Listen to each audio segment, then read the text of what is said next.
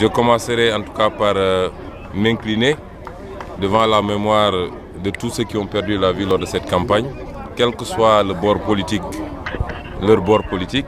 Nous-mêmes, on a perdu un militant lors d'un accident tragique.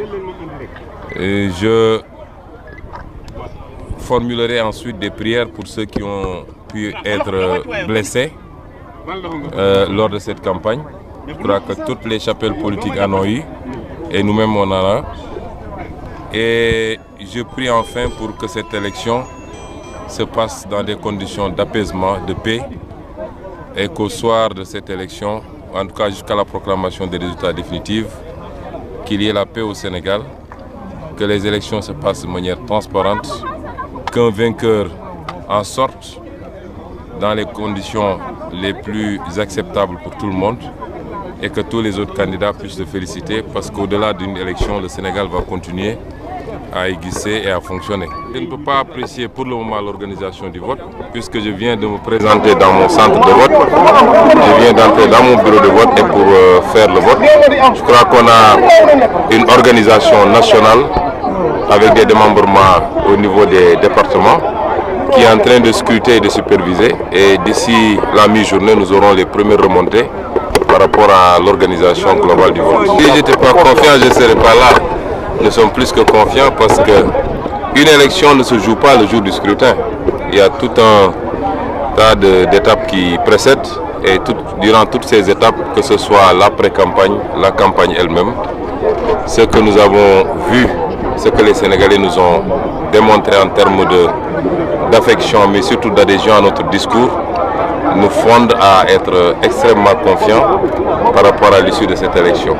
Accepter les résultats, ça dépend des conditions dans lesquelles l'élection s'est passée. Si l'élection se passe de manière transparente, démocratique, quel que soit le vainqueur, et nous pensons que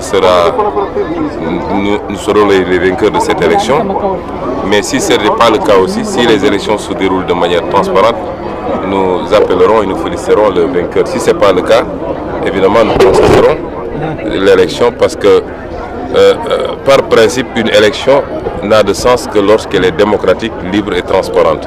Quand j'en profite personnellement pour lancer un appel, parce que c'est important, un appel à la paix, parce que notre matière première la plus précieuse, ce n'est pas l'or, ce n'est pas le pétrole, c'est la paix au Sénégal.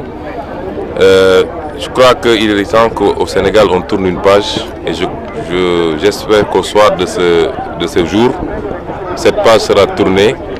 Il faut qu'on tourne la page de la rancœur, des règlements de compte, de l'instrumentalisation de l'administration et de la justice pour régler des comptes politiques. Il y a trop de rancœur, trop de rancunes qui ont coulé pendant ces 7 dernières années. Nous voulons qu'une nouvelle page se tourne et qui n'aura d'autre objectif que le développement, le progrès socio-économique, mais surtout la solidarité entre tous les Sénégalais, quelle que soit leur appartenance ethnique, religieuse, confrérique, parce que nous avons au moins une chose de très fort qui nous unit, c'est que nous partageons ce règle territoire qui est le Sénégal et nous sommes condamnés tous ensemble à œuvrer pour la paix, pour la pacification, mais surtout pour le progrès économique et social, bien partagé entre tous les fils du Sénégal, quelle que soit leur appartenance.